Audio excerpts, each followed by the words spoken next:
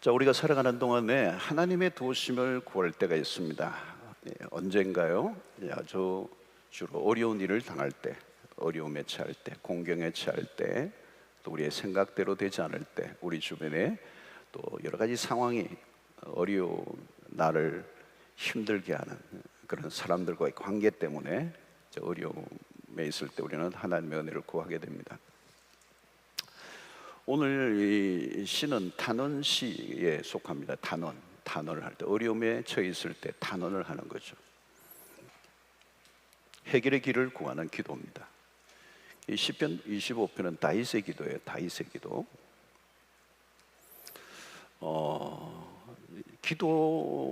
기도이고, 여러분, 이 시편은 기도면서 쉬면서 또 노래면서 다 이렇게 얽혀 있습니다. 사실은 우리가 그래요. 그게 고통이 시가 되기도 하고, 또 그게 기도가 되기도 하고, 또 그게 노래가 되기도 하고, 어떤 때는 그게 다 뒤섞여 있을 때가 있습니다. 그래서 오늘 다윗은 자기 개인적인 어려움에 대해서 어떻게 반응했는가를 이 시를 통해서 우리에게 가르쳐 주고 있습니다. 2절을 보면, 나의 하나님이여, 내가 주께 의지하였사오니 나를 부끄럽지 않게 하시고. 여러분, 이 수치를 당하게 되는 것보다 어려운 일이 없거든요. 사실은 굉장히 어려운 게 부끄러움을 당하는 겁니다. 어떤 형태로도 내가 부끄러움을 당하지 않게 해달라, 이 기도를 하는 겁니다. 이것은 인간 인생의 굉장히 밑바닥에서 하는 기도예요. 그죠? 부끄러움을 당한다, 이건 정말 참을 수 없는 거예요. 우리가 일평생 살아가는 동안에도 이 부끄러움을 당하지 않기 위해서 노력을 하는 것들이 많죠.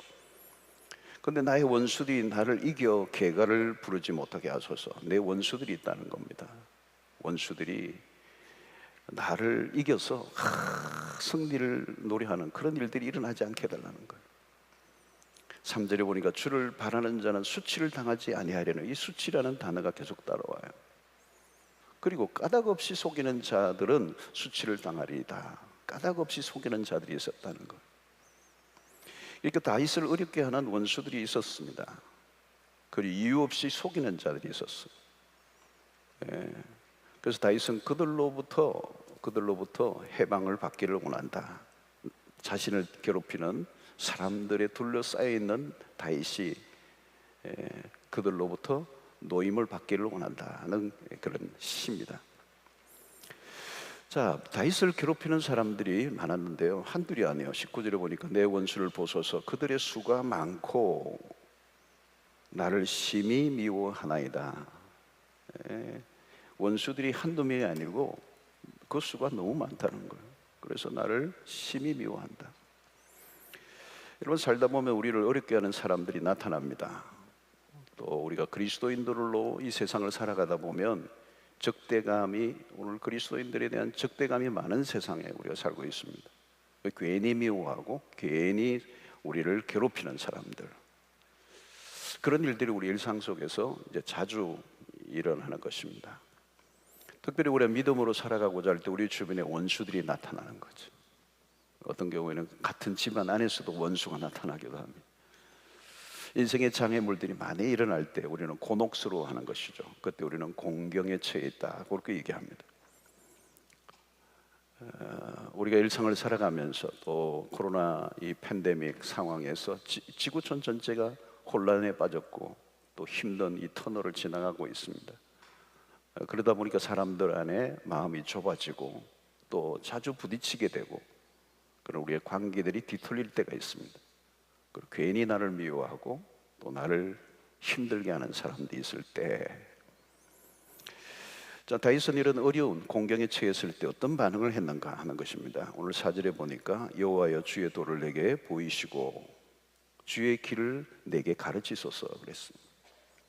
5절에 보니까 주의 진리로 나를 지도하시고 교훈하소서. 주는 내 구원의 하나님이시니 내가 종일 주를 기다리나이다. 여기 눈에 띄는 것은 보이시고 가르치소서, 그리고 지도하소서, 교훈하소서. 성경을 가지고 오신 분들은 줄을 쭉쭉쭉 끄셔야 돼요. 보여주십시오, 가르쳐 주십시오, 지도해 주십시오, 교훈해 주십시오. 자, 이 태도, 여기에서 다윗은 어떤 태도를 보이죠? 배우는 자의 태도를 보여줍니다. 배우는 자의 태도, 학습자의 태도, 학생의 태도예요. 학생의 태도. 가르쳐 주십시오. 보여주십시오. 지도해 주십시오. 교훈해 주십시오. 학생이죠, 학생. 굿 스튜던트.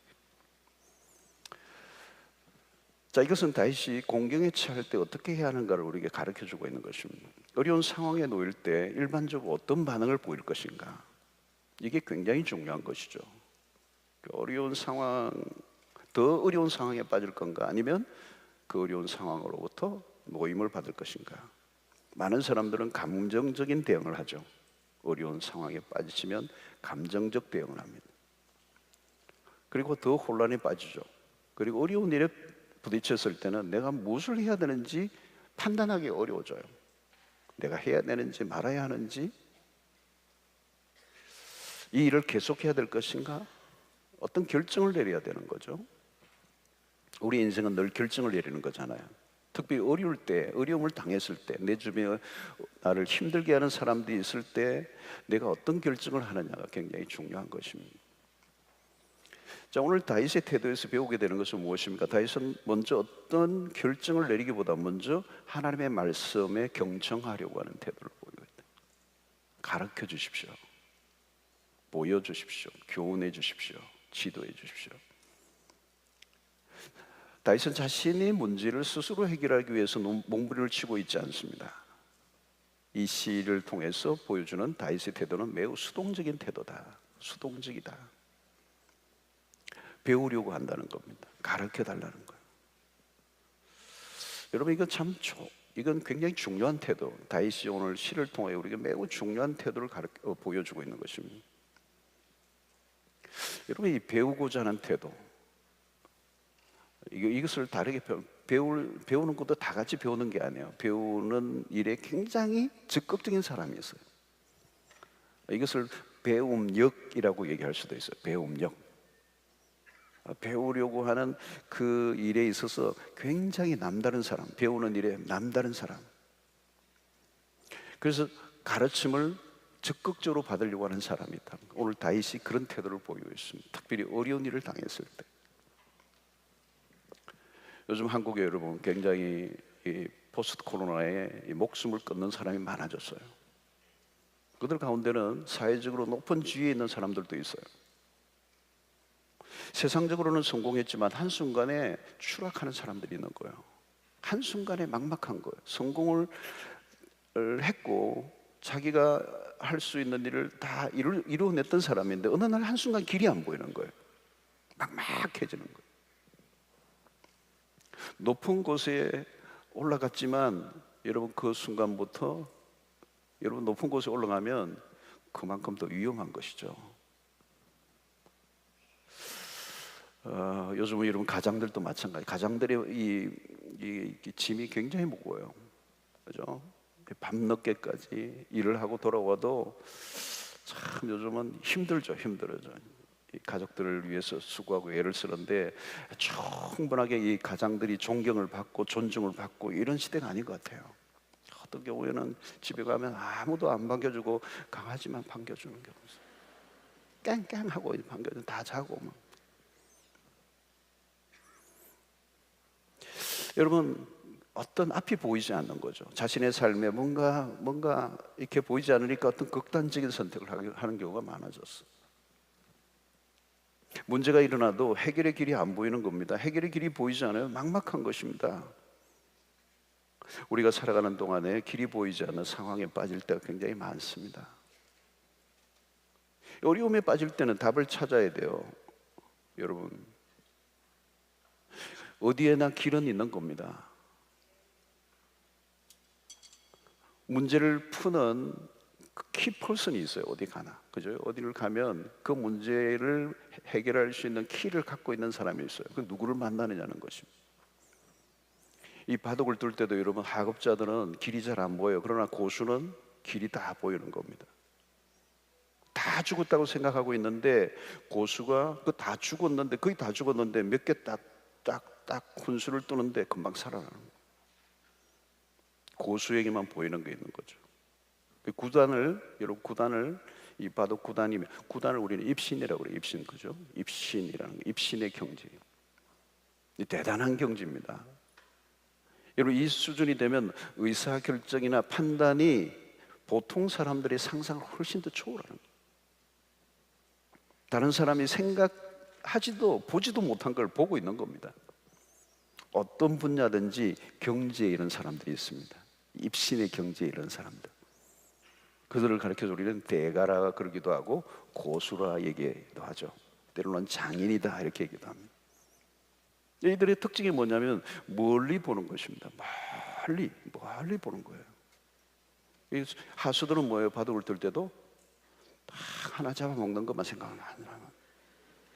그래서 한 사람이 놓으면 그 순간 아다리 그는 거예요. 아다리라는 말을 하죠. 어리석은 자는 일이 벌어진 다음에도 몰라요. 무슨 일이 벌어졌는지. 근데 지혜로운 사람은 문제가 시작되기도 전에 알아요. 이게 보이니까. 그래서 여러분, 고수의 어떤 영역이든지 고수의 한마디가 그 모든 혼란에서 빠져나오게 할 수도 있어요. 그래서 이런 워렌 버핏과 이 점심 한 끼를 먹는데 밀리언 이상을 내는 이유가 거기에 있는 거예요. 완전히 어둠에서 빠져나오게 하는 거예요. 모든 혼란에서 빠져나오게 하고 모든 꼬인 것이 그 하나를 딱 풀면서 해결되는 거예요. 여러분, 우리는 어려움에 휩싸일 때 길을 찾습니다. 무엇이 문제입니까? 길이 없는 게 아니에요. 길이 나에게 안 보이는 거예요. 길은 있는데 내가 못 보는 거잖아요. 내가 못 보기 때문에 길이 없는 게 아니에요. 길은 있어요. 근데 내가 못 보고 있는 겁니다. 오늘 길이 열리는 은혜가 있기를 축원합니다. 쫙 보이는 역사가 일어납니다.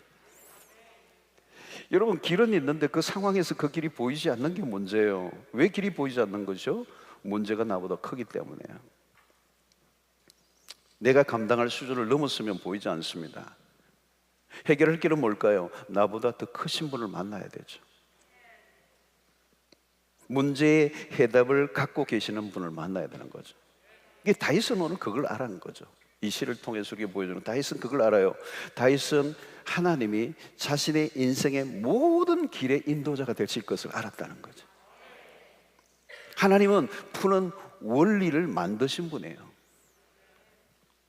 원리를 발견하시는 분이 아니라 원리이신 분이시고 원리를 만드신 분이시고 원리대로 이 세상이 작동되도록 하시는 분이시란 말이죠. 그러니까 하나님은 우리가 마주한 문제보다 훨씬 더 크신 분이십니다. 하나님은 문제를 잘 푸세요. 풀지 못할 문제가 없어요. 하나님은 문제를 푸는 전문가, 해결 전문가이십니다. 하나님은 지혜로우신 분이시고 모든 이 세상의 문제는 하나님의 지혜 안에 있다는 거예요. 그래서 다윗은 어려움 중에, 공경 중에 하나님을 찾았습니다. 여러분, 이것이 성숙한 그리스도인들이 가져야 할 중요한 자세예요. 그래서 25장, 이 시편 25번 전체에서 다윗에게서 우리는 매우 성숙한 모습을 발견하게 됩니다. 문제 속에서 감정적 요동보다는 자기를 미워하고 자기를 속이고 자기를 수치를 드러내게 하는 사람들 속에서 이 감정적 동요를 하기보다는 조용히 기도로 하나님을 찾고 있는 것입니다. 문제 처리의 능력을 겸비하고 있습니다. 다른 말로 하면 여러분, 그리스도인들에게 위기 관리는 딴 게 아니에요. 하나님을 찾는 것입니다. 하나님을 만나서 여쭈어야 하는 것입니다. 그런데 여러분, 이게 간단한 것 같지만 그렇지 않아요. 왜 많은 경우에는 사람들이요, 하나님을 찾지 않아요? 왜 문제가 쉽게 해결되지 않고 더 악화되는 것입니까? 하나님을 찾지 않기 때문에. 자기 자신의 힘으로 해결하려고 발버둥을 치는 것입니다. 문제를 그러다가 키우죠. 문제를 만났을 때 극복할 수 있을 것인가, 아니면 더 큰 어려움 속에 빠져들어갈 것인가, 이걸 우리가 결정하는데 많은 사람들은 더 어려움에 빠지는 경우가 많아요. 그 이유는 모든 해결의 문제를 자기 자신이 스스로 찾아내려고 하기 때문에, 해결 방법이 나에게서 나올 줄로 믿기 때문에 하나님을 잘 찾지 않는 것입니다. 여러분, 신자는 문제를 만날 때마다 하나님을 찾아야 합니다. 광야를 지날 때 여러분 모세를 보세요. 모세를 보면 특히 민수기에서 모세는 철저히 그 광야에서 하나님을 찾고 하나님에게 엎드립니다. 백성들이 되어들 때 같이 맞대응하지 않아요. 모세가 얼마나 힘들은, 이런 광야를 지나는데 이 백성들이 얼마나 컸죠. 노예 생활로 잔뼈가 굵었던 430년 동안 대대로 그냥 이 노예로 그냥 뼛속까지 노예 의식이 있는 거예요. 이게 광야에 나왔지만 출애굽했지만 그들은 여전히 거친 백성들이잖아요. 그러니까 모세를 돌로 쳐서 죽이려고 그러고 날마다 대드는 거잖아요. 근데 모세는 맞대응하지 않아요. 하고 싶은 말이 좀 많았겠습니까? 그러나 모세는 무조건 그런 백성들과 맞대응하지 않고 하나님에게 나아갑니다. 하나님이 이 광야의 길을 인도하실 유일한 분이라는 사실을 믿기 때문에. 백성들은 어때요? 길을 못 찾아요. 그러나 모세는 길을 알고 있는 겁니다.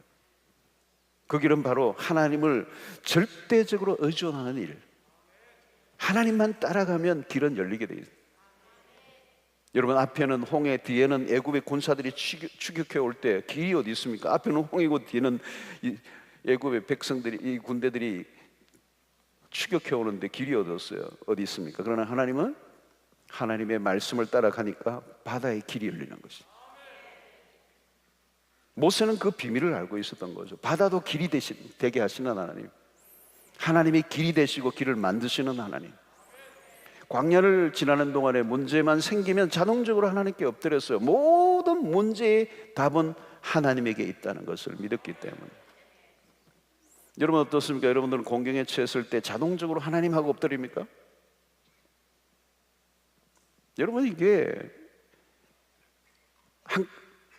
그냥 저절로 생기는 태도가 아니에요. 여러분, 문제가 생기면 무조건 하나님께로 나가는 거, 이거 여러분 많은 사람이 그게 잡혀 있잖아요. 그렇게 습관적으로 나가지 않아요. 하나님께로 나아가는 것은 갑자기 습득되는 기술이 아니에요. 하나님을 찾는 것이 자연스러워지도록 우리는 계속 훈련해야 돼요.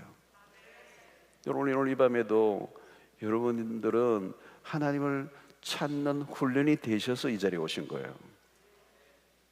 오늘 이 자리에 안 오신 분들 가운데 문제가 하나도 없는 분이 계실까요? 없어요. 문제가 있어도 하나님을 찾지 않는 사람이 더 많아요. 근데 여러분들은 문제가 있는데 그 문제를 하나님이 답이 되시고 길을 내신다는 사실을 믿기 때문에 하나님을 찾는 훈련이 되셔서 이 금요일 오신 거예요. 기도의 자리로 오신 거라니까요. 여러분, 평소 하나님을 찾은 사람이 문제를 만났을 때 하나님을 찾는 거예요. 평소에 안 찾은 사람이 문제를 만났다고 하나님을 찾아요? 아니에요. 문제가 있으면 찾을 것 같은데 안 찾는다니까요. 그냥 집에서 아이고 하지.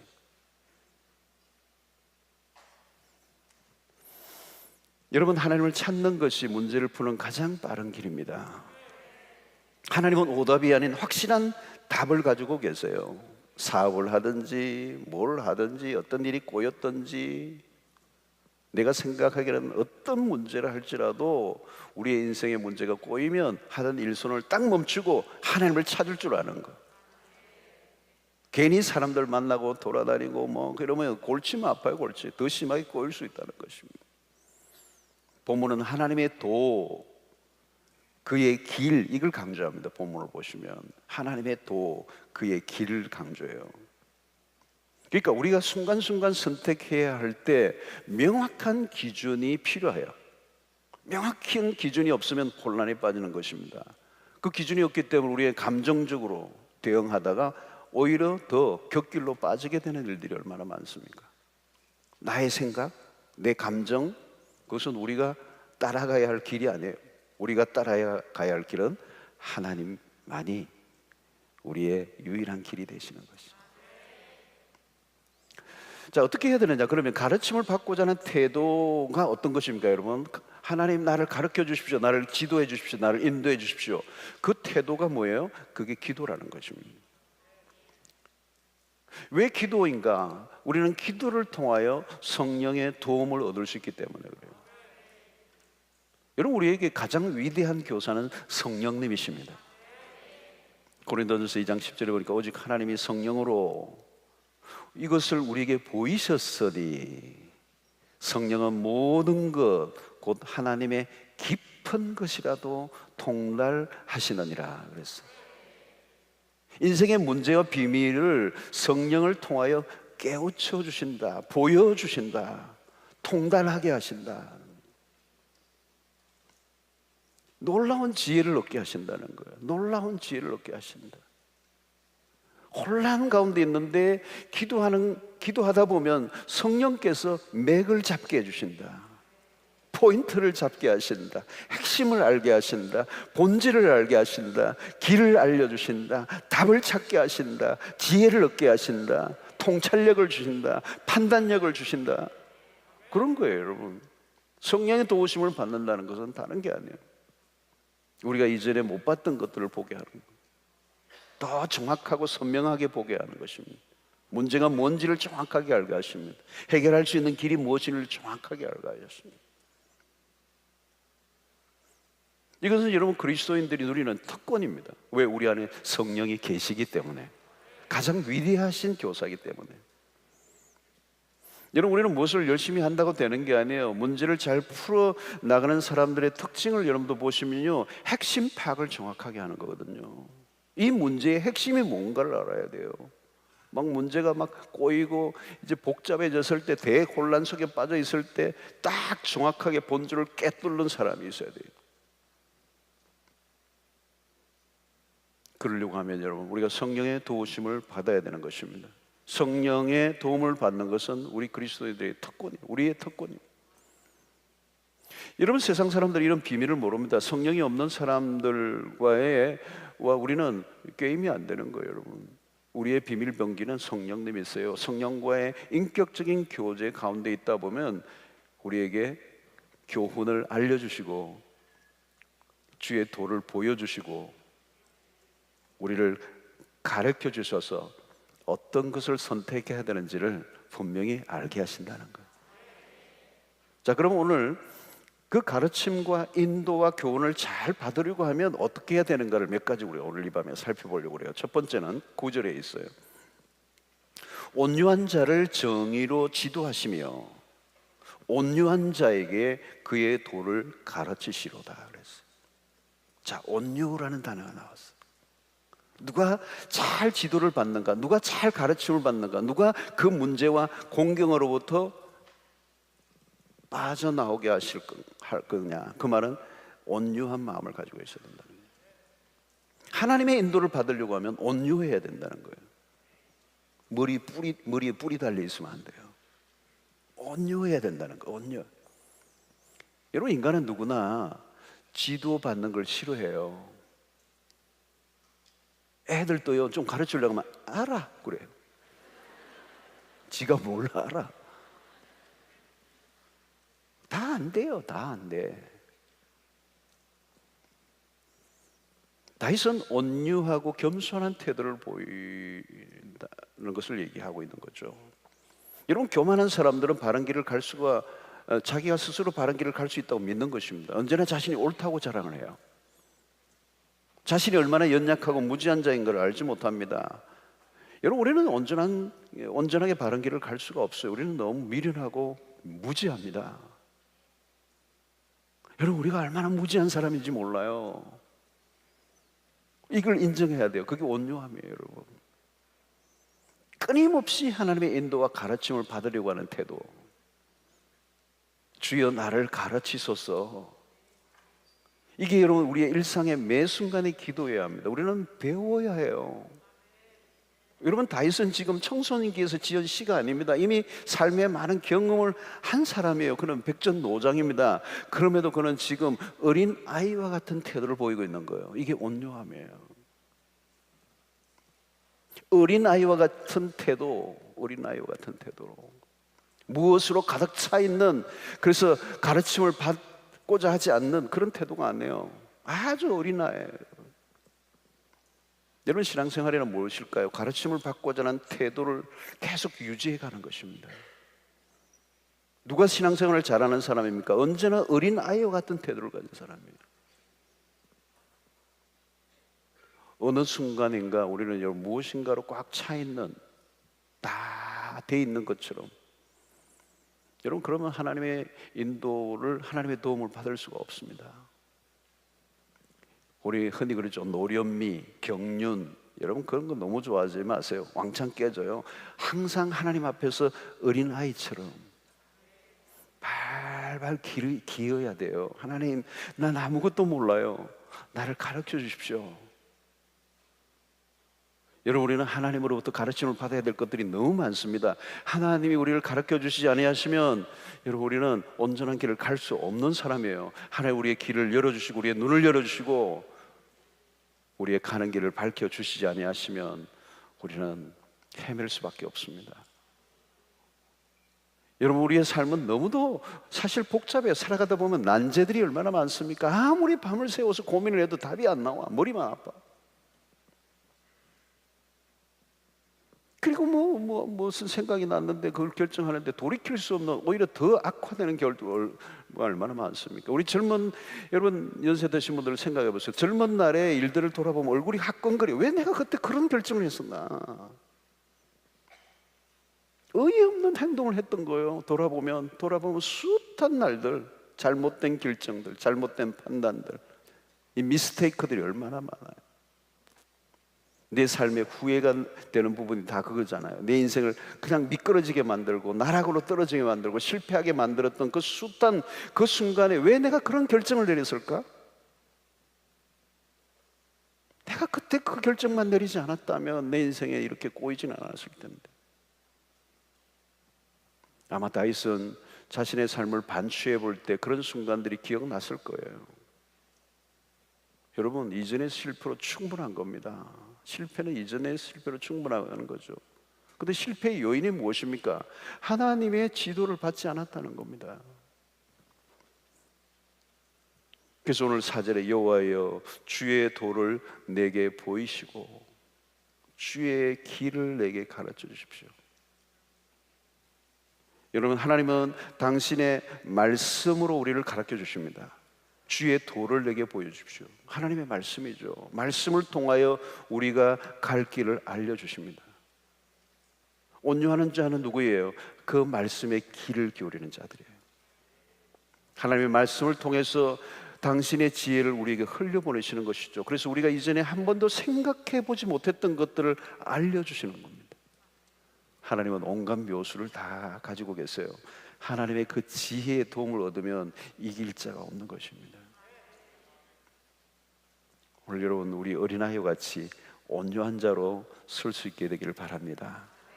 난 어린아이예요, 하나님. 여러분, 하나님 앞에서 여러분 어린아이예요. 어린아이 정도도 아니에요. 베이비예요, 베이비. 하나님 연세 많으세요. 내가 100살이라도 하나님 보기에는 아무것도 아니에요.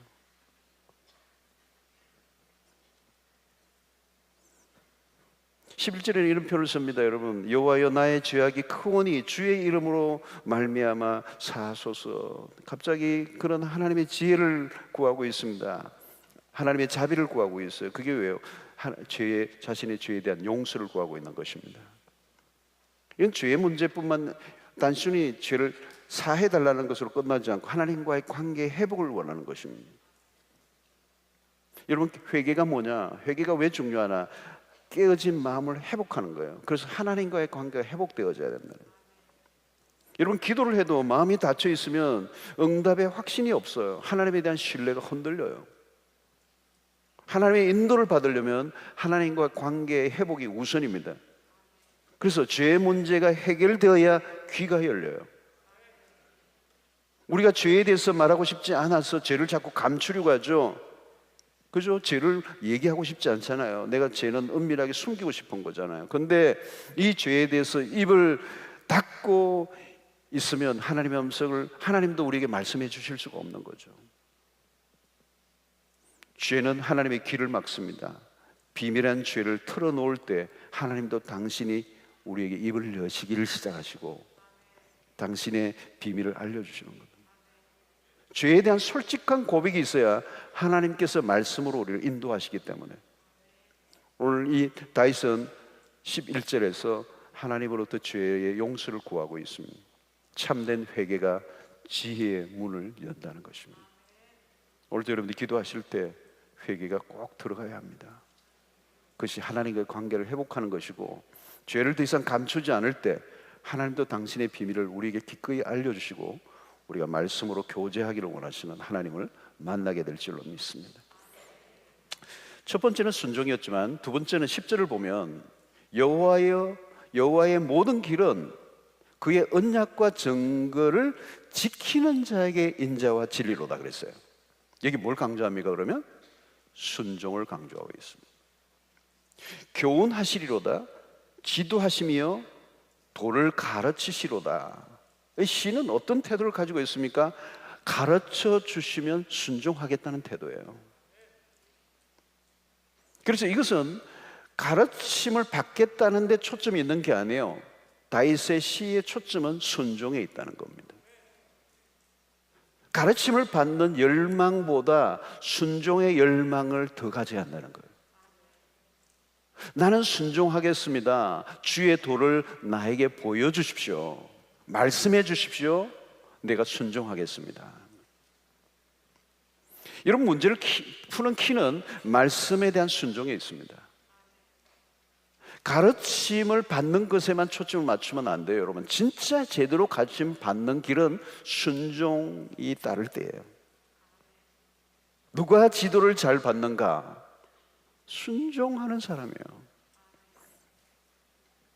오늘 또 여러분, 하나님의 말씀을 누가 잘 받는가? 순종하려고 말씀을 받는 사람이에요. 누가 그러면 순종할 수 있습니까? 순종할 수 있는 사람은 딴 사람이 아니라 하나님을 신뢰하는 사람들이에요. 하나님을 신뢰한다고 말을 하는 사람은 많아요. 그러나 여러분, 실제로는 신뢰를 하지 않아요. 진정으로 신뢰하는 사람들은 무엇을 통하여 그 신뢰가 드러나느냐? 말씀을 순종하는 것입니다.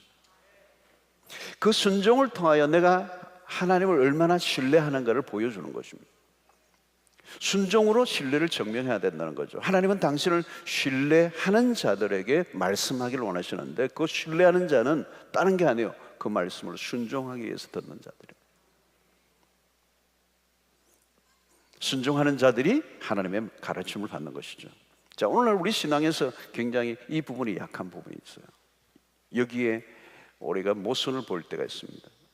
얼마나 많이 공부를 하고 얼마나 많이 말씀을 듣지만 구체적으로 그 말씀을 우리가 순종하려고 하지 않기 때문에 정확하게 그 가르침을 우리가 받지 못하고 있는 것입니다.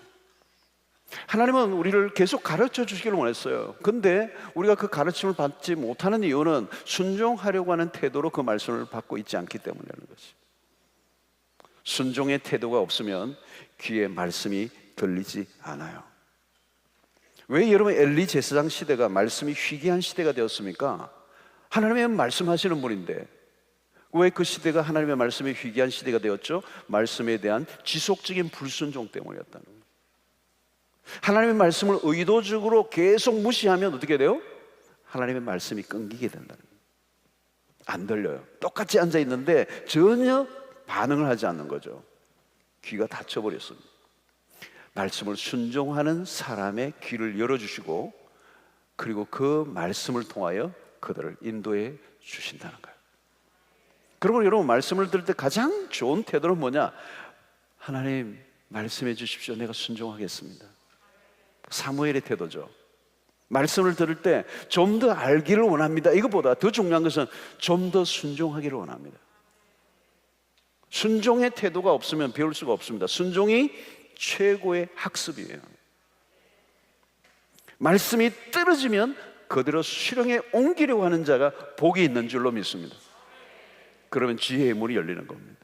우리의 삶의 모든 문제를 열어주시는 것입니다. 말씀이 떨어질 때 그 말씀을 그대로 실행에 옮기게 될 때 말씀이 현실이 되고, 그 말씀을 내가 직접 경험하게 되고 그 약속이 이루어지는 것을 경험하게 된다는 거죠. 여러분, 우리가 계속 말씀을 많이 들어요 요즘. 그리고 순종에 옮기기 옮길 만한 기회도 가지기 전에 또 다른 말씀을 들어요. 오늘 여러분들이 이 말씀을 듣고 내가 순종할 수 있는 것이 무엇인지를 계속 듣고 하나라도 분명히 순종하고자 하는 이 결단을 계속 옮기는 이 훈련이 우리에게 되어져야 되죠. 그때 하나님께서 우리를 선한 길로 주의 도를 가르쳐 주시고 보여주시고 인도해 주실 줄로 믿습니다. 세 번째는 12절과 14절에 굉장히 중요한 또 다른 단어가 나와요. 그게 뭐냐면 경외하는 마음이에요. 12절 보십시오. 여호와를 경외하는 자 누구냐? 그가 택할 길을 그에게 가르치시로다 그랬어요. 경외하는 자예요. 경외하는 자. 14절에 보세요.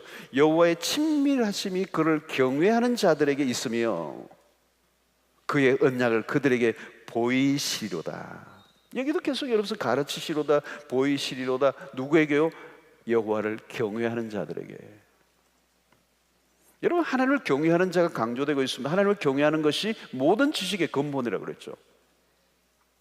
누가 그러면 하나님을 경외하는 것입니까? 하나님이 누구이신가를 아는 사람이죠.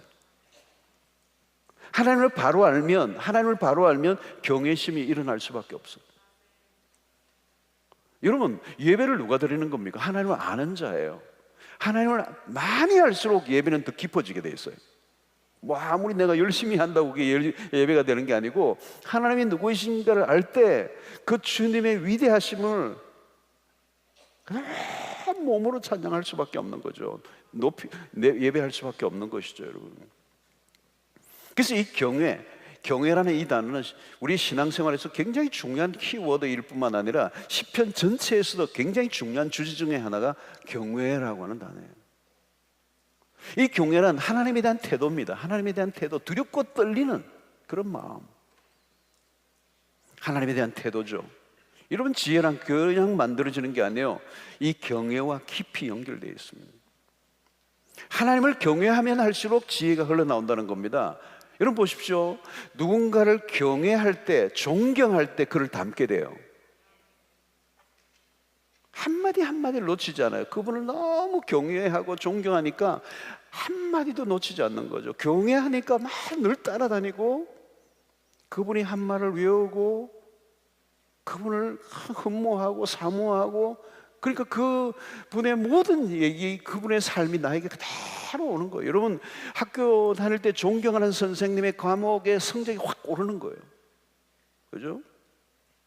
근데 싫어하는 선생님 과목은 물론 공부 안 했어도 그렇지만 떨어져요. 자꾸 떨어져. 근데 좋아하는 선생님, 자기가 좋아하는 선생님이면 막 그냥 성적이 올라가는 거예요. 하나님을 정말로 경외하면 그분이 하신 말씀을 읽게 되고 암송하게 되고 묵상하게 되는 거예요. 여러분, 누가 암송을 하는 겁니까? 누가 그렇게 묵상을 합니까? 그 주님이 너무 좋으니까, 주님이 하신 말씀을 사랑하게 되니까 주야로 묵상하게 된다는 거잖아요. 경외심이 있어야 참된 예배가 되는 것이고, 경외심이 있을 때 그분이 하신 말씀이 내 귀에 속속 들어오게 되고 그 말씀을 통하여 인도를 받게 되고 주님이 우리에게 보여주시는 길들을 알게 되는 놀라운 축복이 있는 것입니다. 이 밤에 하나님에 대한 경외심이 일어나게 되기를 축원합니다. 그때 말씀에 눈이 열리게 될 줄로 믿습니다. 그 속에 하나님이 우리의 삶을 인도하시는 모든 답을 알려주실 줄로 믿습니다. 네 번째는 15절에 있어요. 기대감을 가지고 있어야 된다는 거예요. 내 눈이 항상 여호와를 바라보면 내 발을 그물에서 벗어나게 하실 것이비로다. 이게 뭡니까 여러분? 내 눈이 항상 여호와를 바라봅니다. 1절에서도 여러분 보면 여호와여 나의 영혼이 주를 우러러보나이다 그랬어요. 3절을 보면 주를 바라는 자는 수치를 당하지 않아, 주를 바란다라고 하는 표현이 있어요. 여기 뭐예요? 기다리고 소망하는 모습입니다. 여기도 마찬가지, 어린아이가 엄마의 품에서 안겨서 엄마를 바라보고 있는 모습을 연상하게 돼요. 아주 어린 베이비가 말이죠. 여러분, 누군가를 기다릴 때 문 쪽으로 눈이 가 있습니다. 조금이라도 문이 삐끗하면 그냥 돌아보고 있는, 신경이 항상 거기에 곤두서 있는 거죠. 여러분, 주님을 바라는 사람들이 그렇다는 거죠. 항상 오늘 여기 보면 나의 영혼이 항상 주님을 바라본다는 거죠. 그게 15절에 있는 말씀이에요. 내 눈이 항상 여호와를 바라보면, 이렇게 얘기하고 있습니다. 그것은 뭘죠? 항상 바라본다는 말은 그분을 기대하고 그분에게 민감해져 있다는 거죠. 여러분, 누가 가르침을 받을 수 있습니까? 가르침을 받아야 그 어려움에서 벗어날 수 있기 때문에 그분을 항상 기대하고 기다리고 있는 모습, 하나님에게로 신경이 계속 곤두서 있는 모습, 그분 하나님을 기다리고 있는 모습이라는 거예요. 성도 여러분, 하나님을 어떻게 기다리고 있습니까? 그냥 가만히 기다리는 것입니까? 오늘 다윗은 하나님을 기다리는데 그 기다림의 표현이 뭐죠? 기도하는 것입니다. 신자는 그냥 기다리는 게 아니고 기도하며 기다리는 거예요. 기도하는 가운데 하나님의 음성을 기다리는 거예요. 기도하는 가운데 하나님의 알려주시는 길을 기다리는 것이죠. 여러분, 하나님을 향한 눈을 떼지 않는 것, 그게 기도예요. 여러분, 기도는 하나님에게서 눈을 떼지 않는 거예요. 하나님의 얼굴을 간절히 구하는 것. 어린아이와 같아요. 여러분, 엄마가 자기를 봐주기를 계속 바라보는 거죠. 계속 바라보는 거죠. 눈을 떼지 않아요. 눈을 맞출 때까지 기다리는 거예요. 여러분, 우리가 어려움을 당할 때 우리도 역시 하나님에게 우리의 시선을 고정하는 것입니다. 하나님, 우리의 어려움에 대해서 그냥 모른 척하고 지나가지 않으세요. 우리가 그분을 바라고 우리의 시선을 오직 그분에게 고정할 때 하나님과 이 눈이 마주치는 작업, 이게 기도이죠. 오늘도 여러분, 하나님 우리의 가는 길을 알려주시도록, 우리는 이 혼란 속에서 어떻게 해야 될지 알 수 없을 때 하나님 우리의 길을 알려주시도록 우리는 그분을 바라고 그분에게 시선을 고정합니다. 그때 하나님을 바라는 자는 수치를 당하지 않을 것이다, 이렇게 얘기합니다. 그게 3절 말씀이에요. 주를 바라는 자들은, 바라보는 자들은, 그 하나님에게 시선을 떼지 않는 자들은 수치를 당하지 않을 것이다. 이것이 다윗의 확신이었어요. 하나님은 당신의 백성이 수치를 당하지 않도록 하신다. 그 말은 다르게 표현하면 뭡니까? 그분을 기다리는 자에게 그 도를 가르쳐 주신다. 길을 알려주신다. 사랑하는 성도 여러분, 오늘 이 시인은 응답을 기다리고 있습니다. 여러분, 기다리는 것이 믿음입니다.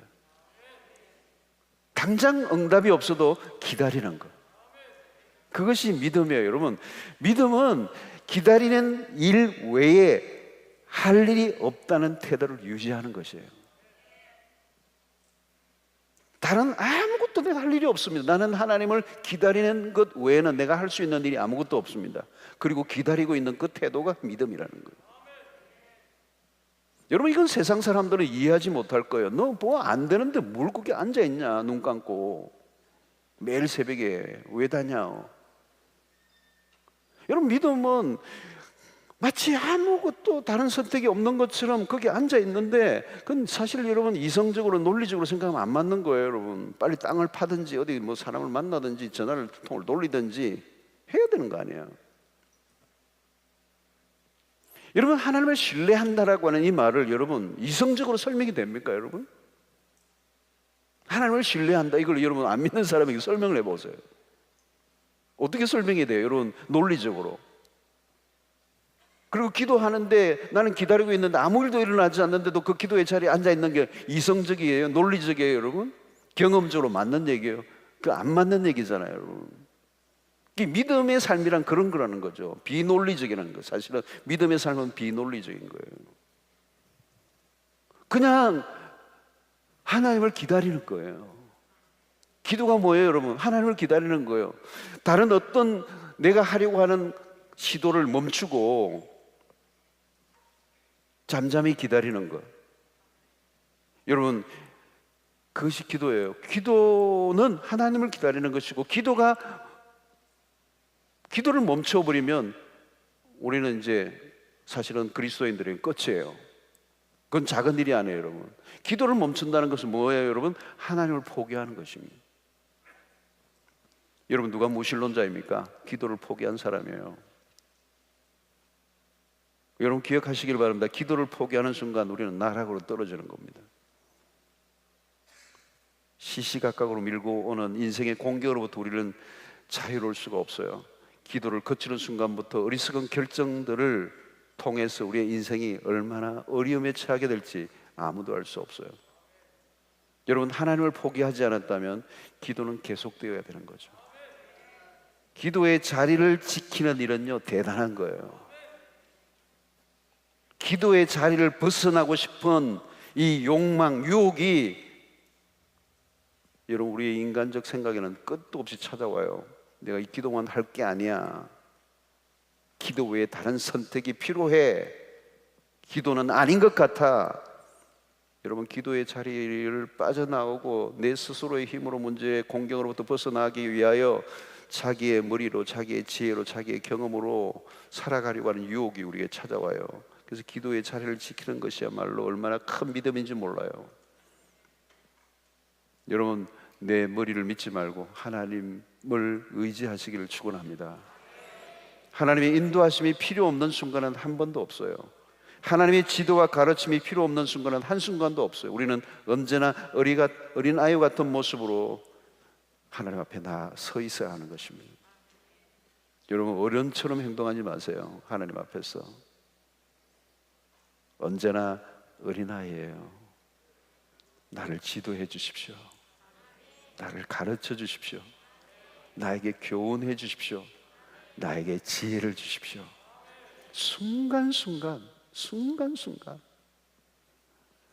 여러분, 우리의 삶을 살아가는 동안에 얼마나 많은 어려움들이 우리에게 인생에 닥칩니까?